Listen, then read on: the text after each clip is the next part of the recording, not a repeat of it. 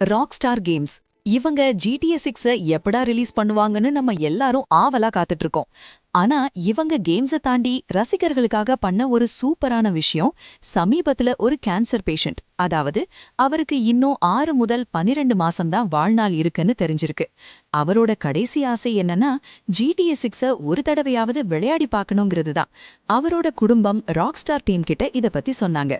அடுத்த செகண்டே Rockstar team செஞ்ச காரியம் தான் வேற லெவல். அவருக்கு ஸ்பெஷலா ஏர்லி ஆக்சஸ் கொடுத்து விளையாட வச்சிருக்காங்க. உலகத்திலேயே GTA 6 முதல்ல விளையாடின அதிர்ஷ்டசாலி இவர்தான்.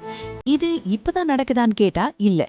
2018லயே இதே மாதிரி ரெட் டெட் ரிடெம்ஷன் 2 ரிலீஸ்க்கு முன்னாடி நெதர்லாந்து சேர்ந்த ஒரு ரசிகருக்காக 2 ஸ்டாஃப்ஸ அவங்க வீட்டுக்கே அனுப்பி கேம் விளையாட வச்சாங்க.